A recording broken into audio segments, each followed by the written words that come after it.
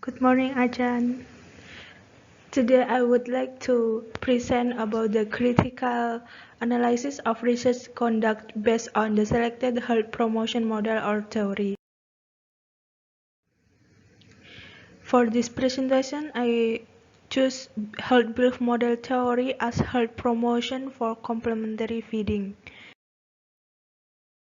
The process of the seminar, there are three processes. In the first, description of application of the theory or model in the article, and the second, critique on the theory application, and the third is strength and weakness in the methodology of this research. For this presentation, I choose one article, the application of the herd belief model to teach complementary feeding message in Ethiopia by Tariku 2015. For the introduction, the appropriate complementary feeding practice include various components. There are four components in this article. The first is that the introduction of complementary feeding must occur when the baby's energy and nutritional needs exceed what is provided through exclusive breastfeeding. And the second is that food must provide enough energy, protein, and micronutrients to meet the nutritional needs of a growing child. And the third is a cleanliness and important consideration during preparation, storing, and feeding. And the fourth is having a responsive feeding approach. Nutrition education needed to convey this message, and the health belief model has health behavior that are determined by personal belief or perception about illness or health problem, and strategies available to reduce their occurrence. The personal perception influenced by a number of intrapersonal factors that influence health behavior. This research used health belief model as an effort to improve the practice of supplementary feeding. Health belief model, the willingness of people to take health-related action depend on their attitudes and belief about the threats posed by health problems or vulnerability, severity, and the benefit of avoiding threats, and the factor that influence the decision to act or cues to action. The study was conducted for 4 months, from April to July 2012, with a population of children 8,184, aged 6 to 24 months. The design of this study was a cluster randomized trial with matching assignment.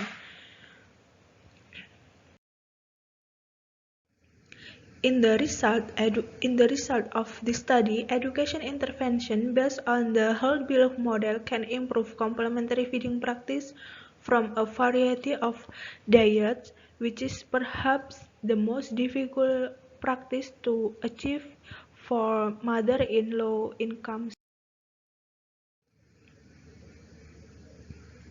For the critique on the theory application, there are five items: feasibility, intervention of the study, outcome measurement of the study, successfulness of the intervention, and advantage and disadvantage. Feasibility: to improve the complementary feeding practice, community members regard malnutrition as an important health problem to motivate the implementation of behavior change by using health belief model, which is an appropriate approach. The concept of health belief model is to determine people's willingness to take health-related action depending on their attitude and belief about threats posed by health problem, and the benefit avoided, and to the factor that that increase the decision to act.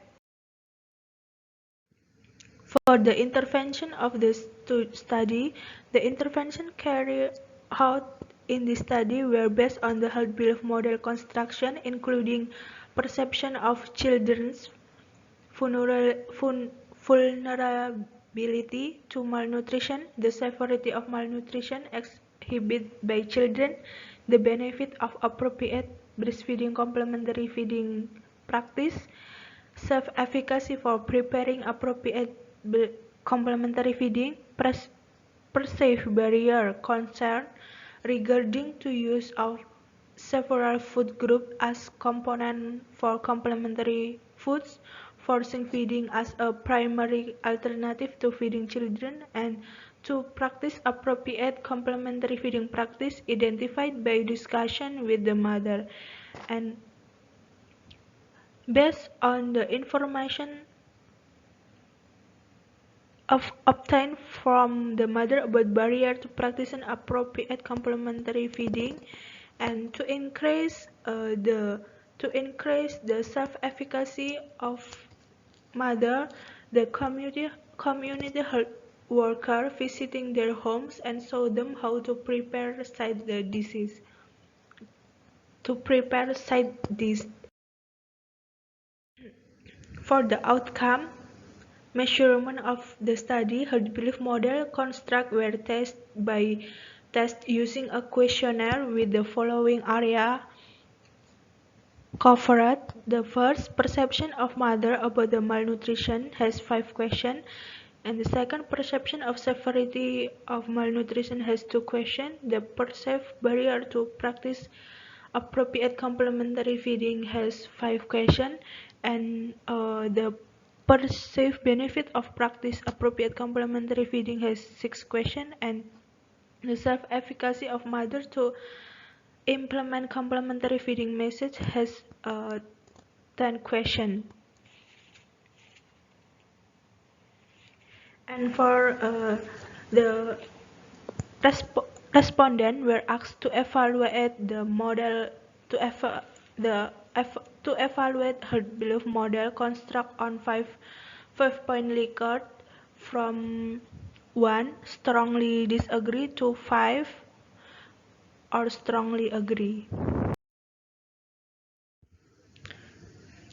For the successfulness of the intervention, there is a significant difference in the dietary diversity of infant and young children, which is defined as eating at least 4 food groups. The herd belief model-based group had a significant increase in the mean dietary diversity score at post-intervention compared with the baseline, and there was significant difference in the proportion of nuts and food intake between the pre and post-intervention.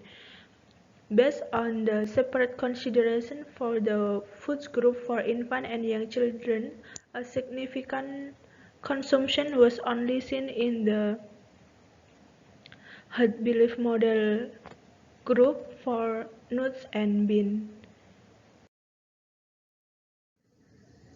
For advantage and disadvantage, an educational intervention based on the herd belief model can improve the complementary feeding practice of dietary diversity, which may be the most difficult practice to achieve for mother in situation of low income.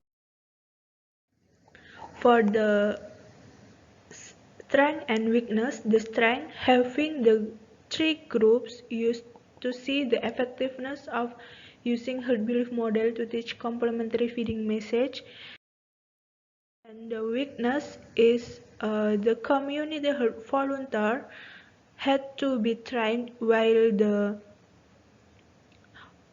the health extension worker were already teaching message to attain participant dietary information use recall, a method which may not accurately assess usual intake, and the herd belief model construct question were developed by investigator and not tested for their validity beyond using the statistical validity test, and the number of questions used for assessing the whole below model construct subscale were small. Two questions for assessing severity, and the timing of the study didn't take the seasonality into account, and the duration the study was only 3 months, and it's not enough to see the outcome for the nutritional status. Thank you.